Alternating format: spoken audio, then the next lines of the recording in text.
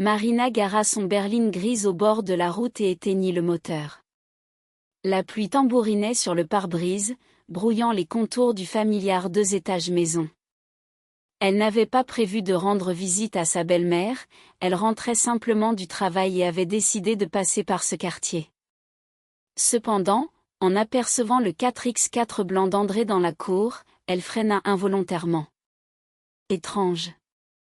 Son mari devait être en réunion jusqu'à tard dans la soirée. C'est du moins ce qu'il avait dit ce matin en buvant son café à la hâte et en attrapant son attaché-caisse. Il n'était que 7h30. Marina jeta un coup d'œil à son téléphone. Aucun message de son mari. Peut-être la réunion avait-elle pris fin plus tôt et il avait décidé de rendre visite à sa mère. Cela semblait logique.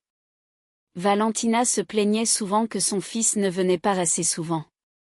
Elle prit un parapluie sur le siège arrière et se dirigea rapidement vers la porte d'entrée. La maison était plongée dans la pénombre, seule la lumière du salon brillait au rez-de-chaussée. Marina sonna et écouta attentivement.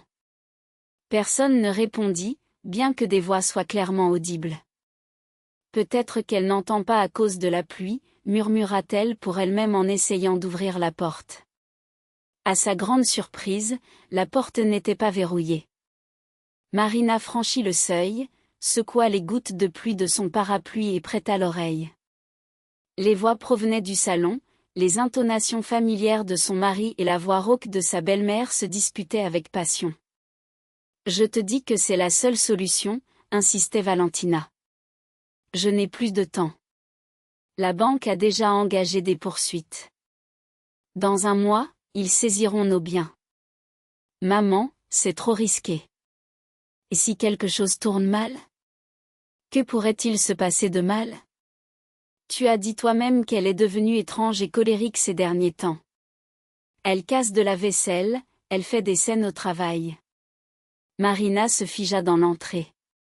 De qui parlait-il et pourquoi chuchotait-il presque? Elle n'est pas étrange, maman. Elle est juste fatiguée. Elle a beaucoup de travail avec l'entreprise de son père. Eh bien, tu vois, la voix de ma belle-mère devint triomphante. 15 millions d'euros. Tu comprends combien c'est d'argent? Que fait-elle avec ça? Rien. Elle reste dans son bureau, elle joue à la directrice. Elle ne joue pas. Elle dirige réellement l'entreprise. André, dit Valentina d'une voix douce. Tu es un garçon intelligent. Réfléchis un peu, est-ce qu'une femme normale se comporterait ainsi? Tu te souviens comment elle t'a crié dessus hier parce que tu es rentré tard? Et la semaine dernière, elle a fait une scène au restaurant avec la serveuse. Marina retint son souffle. Oui, elle s'était effectivement disputée avec André la veille. Il était rentré à minuit alors qu'il avait promis d'être là à 9h, et le dîner avait refroidi après 2 heures de préparation. N'était-ce pas normal d'être contrarié? Et au restaurant, la serveuse avait été impolie, ayant confondu la commande 2 fois et s'étant même permis de répondre. Marina avait demandé à appeler le responsable. C'est aussi anormal, mais cela ne signifie pas qu'elle a commencé André. Cela signifie exactement ce que je pense, interrompit sa mère. Dépression, troubles nerveux au minimum, ou peut-être pire. Tu sais que son père n'était pas tout à fait sain d'esprit? L'hérédité est une chose sérieuse. Marina se pressa contre le mur. Son père, Pavel, était un peu excentrique, c'était vrai. Il était passionné par la philosophie, pouvait passer des heures à discuter du sens de la vie, mais il était un programmeur génial, ayant créé une entreprise informatique à partir de rien et l'ayant transformée en une affaire prospère. Quelle relation cela avait-il avec la santé mentale? Maman, restons raisonnables. Pas de raisonnement extrême. La voix de sa belle-mère devint dure. Écoute attentivement. J'ai déjà parlé avec Pierre Nicolas. Il est prêt à nous aider. Quel Pierre Nicolas? Krotchenko, le psychiatre de l'hôpital régional. Tu te souviens, je t'en ai parlé? Nous avons étudié ensemble à la faculté de médecine. Il est maintenant chef de service. Et qu'a-t-il dit? Que tout est possible. Il suffit de bien se préparer, de rassembler des preuves de son comportement inadapté, de documenter plusieurs épisodes d'agressivité. Après cela, c'est une question de technique.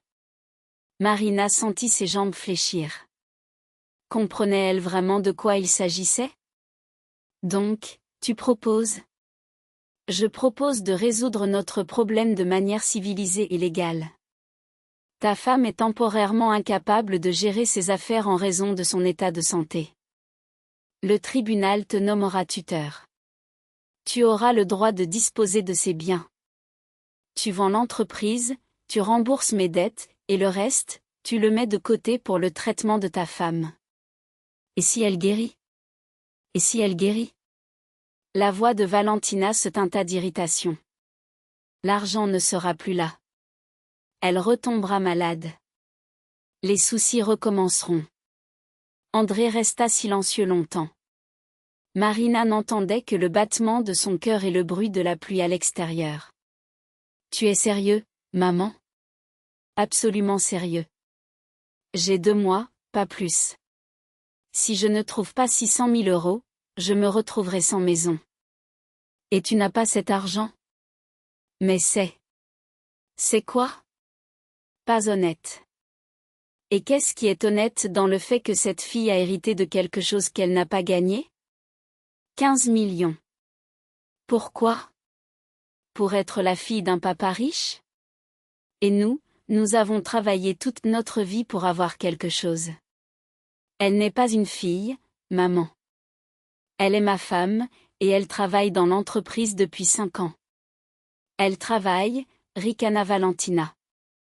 Elle est dans un beau bureau, elle fait semblant d'être une femme d'affaires, tandis que le vrai travail est fait par des managers employés.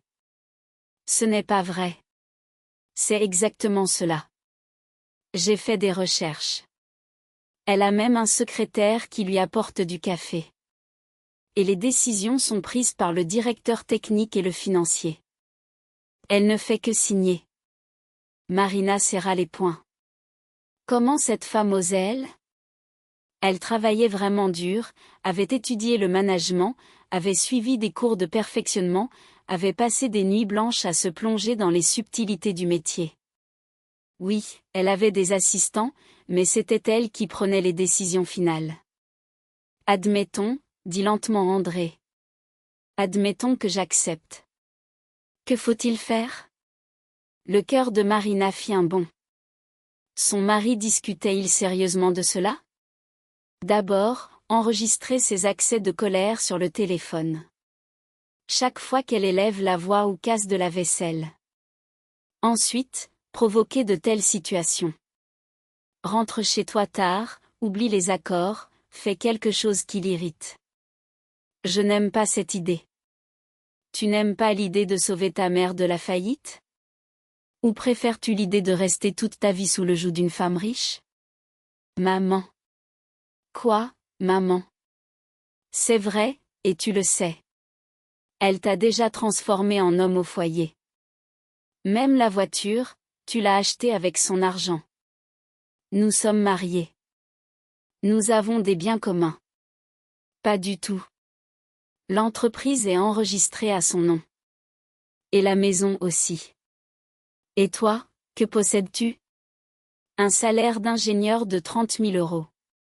Marina entendit André pousser un lourd soupir. Très bien. Admettons que je commence à enregistrer, que faire ensuite? Ensuite, Pierre-Nicolas fera une expertise indépendante. Il trouvera chez elle un syndrome dépressif maniaque ou quelque chose du genre. Il recommandera un traitement involontaire, et le tribunal te nommera tuteur. Et si elle va voir un autre médecin? Elle n'ira pas. Nous ferons en sorte qu'elle demande elle-même à être traitée. Nous lui organiserons une vie telle qu'elle pensera vraiment devenir folle. C'est élémentaire.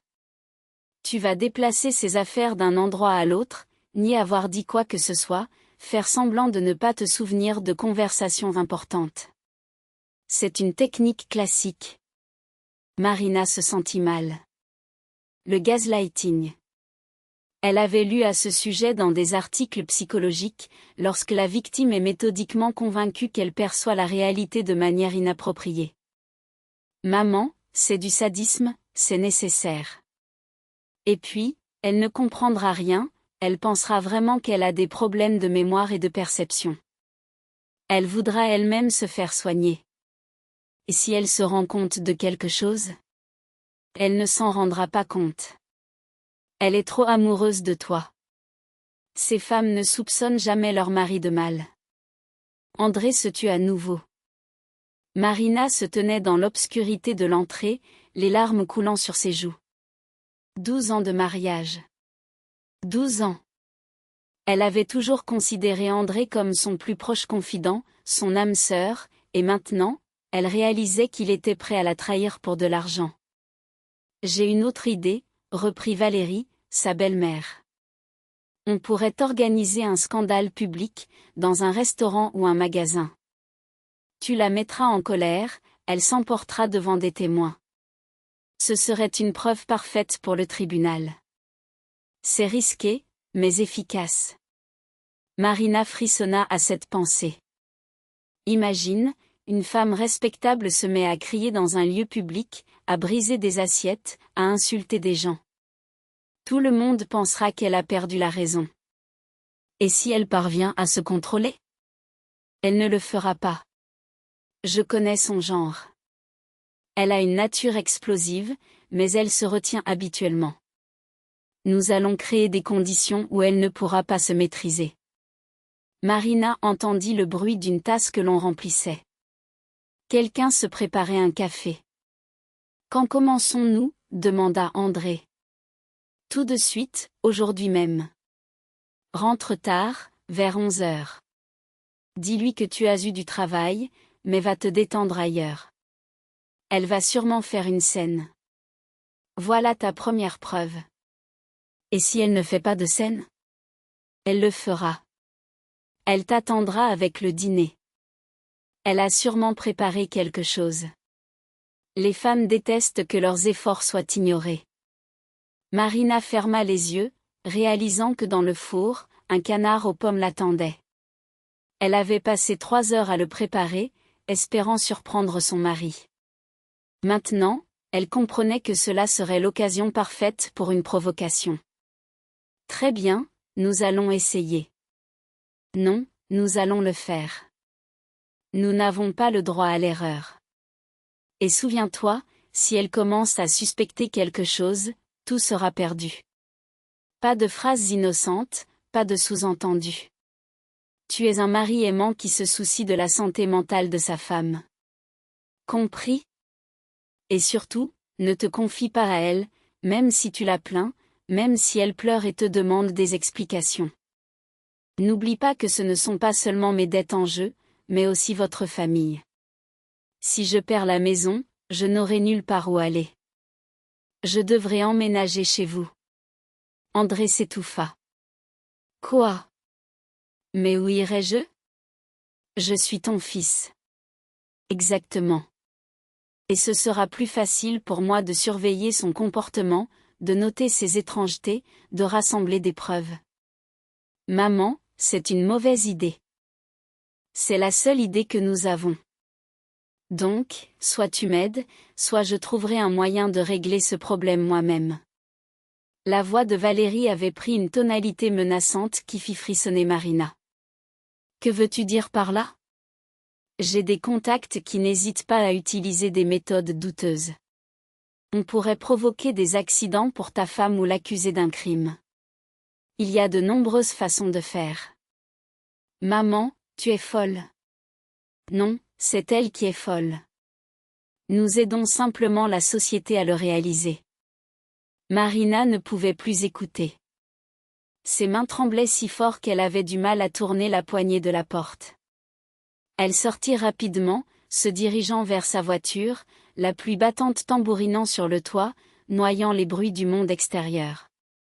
Elle restait immobile, essayant de comprendre ce qu'elle venait d'entendre.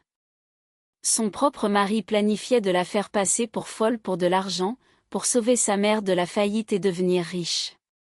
12 ans. 12 ans de confiance, de secrets partagés, de projets d'avenir. Et lui ne voyait en elle qu'une source de revenus. Son téléphone vibra. Un message d'André, il rentrait tard, ne l'attendait pas pour le dîner. Tout se déroulait comme prévu. Marina essuya ses larmes et démarra le moteur. Elle devait rentrer chez elle et réfléchir. Rapidement et correctement, car si elle se trompait, elle perdrait non seulement son argent et l'entreprise de son père, mais aussi sa liberté, sa dignité et la possibilité de prouver sa vérité. Ils voulaient la guerre, elle leur donnerait, mais pas celle qu'ils avaient planifiée. Arrivée chez elle, Marina se dirigea directement vers le four et sortit le canard. La viande était déjà sèche, les pommes avaient noirci. Elle jeta tout à la poubelle. Que André pense qu'elle avait oublié le dîner. Un premier coup pour son cher mari. Ensuite, elle monta au bureau de son père au 2e étage. Après la mort de Paul, elle n'avait presque rien changé, juste rangé les affaires personnelles et les documents. Le vieux bureau en chêne, le fauteuil en cuir, les étagères remplies de livres techniques et de traités philosophiques. Et derrière un tableau, une petite famille secrète, connue seulement d'elle et de son père. Marina entra le code de sa date de naissance à l'envers et ouvrit la lourde porte. À l'intérieur, des bijoux de sa mère, quelques paquets de billets pour les jours difficiles et un dictaphone que son père utilisait pour enregistrer des négociations commerciales. Un petit appareil avec une excellente qualité sonore et une mémoire de 30 heures. Elle vérifia la batterie, pleine. Son père veillait toujours sur son matériel. Les 2 heures suivantes, Marina passa devant son ordinateur, étudiant des articles sur la reconnaissance d'incapacité, les droits des tuteurs et comment se défendre contre de telles manigances. L'information était abondante, mais la conclusion principale était simple, prouver une intention malveillante était très difficile, mais devenir victime pouvait se faire en quelques mois. À 11h moins le quart, elle entendit le bruit de la voiture dans l'allée. André rentrait exactement comme prévu. Marina éteignit rapidement son ordinateur, cacha le dictaphone dans la poche de son peignoir et descendit. « Salut », dit André en entrant dans l'entrée. « Comment ça va ?» Il avait l'air un peu fatigué, mais calme, sans ombre de culpabilité ou de gêne sur son visage. Marina sentit une colère sourde monter en elle. « Ça va », répondit-elle, essayant de garder un ton neutre. « Et ta réunion, ça a duré longtemps ? Tu sais ce que c'est, ces réunions. » Elle savait que c'était un mensonge. Elle activa l'enregistrement dans sa poche. « J'ai préparé un canard aux pommes, mais je l'ai déjà rangé. Tu veux que je le réchauffe ? Non, ça ira. J'ai mangé au bureau. » André accrocha sa veste et se dirigea vers le salon. « Prenons plutôt un thé. » Un autre mensonge. Elle savait qu'il n'y avait personne au bureau après 7 heures. « D'accord, » dit-elle en se dirigeant vers la cuisine pour mettre la bouilloire en marche. André alluma la télévision et s'installa dans le fauteuil, se comportant de manière totalement naturelle, comme s'il n'avait pas planifié de briser la vie de sa femme quelques heures plus tôt. « Comment ça se passe dans l'entreprise ?» demanda-t-il en prenant le thé qu'elle lui apporta. « Bien, nous avons signé un contrat avec un nouveau client aujourd'hui. Une grosse commande pour 6 mois. C'est super. » André prit une tasse, mais ne semblait pas vraiment intéressé. « Ce n'est pas trop lourd de tout gérer seul ? » ?»« Pourquoi seul ? » ?»« J'ai une équipe. » »« Oui, une équipe, mais c'est toi qui prends les décisions. C'est une grande responsabilité. » Marina le regarda attentivement. C'était le début. Il commençait à lui faire croire que son travail était trop difficile pour elle. « Je m'en sors pour l'instant, » dit-elle. « Et si tu ne t'en sors pas ?» André se pencha vers elle, feignant l'inquiétude. « Tu es devenue un peu nerveuse ces derniers temps. Peut-être devrais-tu prendre des vacances? Je ne suis pas nerveuse. Allons, hier, tu m'as crié dessus parce que j'étais en retard, et la semaine dernière, tu as fait une scène avec la serveuse. Je n'ai pas crié. J'ai exprimé mon mécontentement. La serveuse était vraiment impolie. Peut-être que c'est ce que tu as cru. Marina serra plus fort sa tasse. C'était une manœuvre classique pour faire douter la victime de sa propre perception de la réalité. Je n'ai pas cru. Elle a confondu ma commande 2 fois et était désagréable. D'accord, d'accord. André leva les mains en signe de paix. Je ne veux pas me disputer. Je m'inquiète juste pour toi. Ils finirent leur thé dans le silence. André feuilletait les nouvelles sur sa tablette, tandis que Marina faisait semblant de regarder la télévision. En réalité, elle observait son mari, essayant de comprendre quand il était devenu un étranger. Marina se coucha, le cœur lourd. André, comme d'habitude, l'enlaça tendrement. « Bonne nuit, ma chérie », murmura-t-il avant de sombrer rapidement dans un sommeil profond. Elle, en revanche, restait éveillée, les pensées tourbillonnant dans son esprit. Elle savait qu'il y avait quelque chose de pourri dans leur relation, mais elle ne pouvait pas mettre le doigt dessus. Le lendemain matin, un petit incident se produisit. En se préparant à partir, Marina ne trouva pas ses clés de voiture. Elles n'étaient pas sur la table de nuit où elle les laissait toujours. Elle fouilla partout, mais rien. « André, tu n'aurais pas vu mes clés ?» demanda-t-elle, un peu anxieuse. « Quelles clés ? Celles de la voiture ? Je ne sais pas, tu les as bien cherchées, répondit-il distraitement, les yeux rivés sur son téléphone. Bien sûr que j'ai cherché, s'exclama-t-elle, frustrée. Il haussait les épaules, feignant l'indifférence. Peut-être que tu les as mises ailleurs, tu es un peu distraite ces temps-ci. Marina finit par retrouver ses clés, cachées dans le réfrigérateur, derrière un pot de cornichons. Elle les montra à André, qui leva les sourcils, visiblement perplexe. Comment ont-elles atterri là ? Je ne sais pas, peut-être que j'étais fatiguée hier, répondit-elle, un peu honteuse. Les jours suivants, d'autres objets disparurent. Son téléphone, retrouvé dans la machine à laver, et des documents importants, égarés sans explication. À chaque fois, André feignait l'inquiétude, lui suggérant de consulter un médecin pour sa mémoire. Tu sais, ma chérie, ça pourrait être sérieux.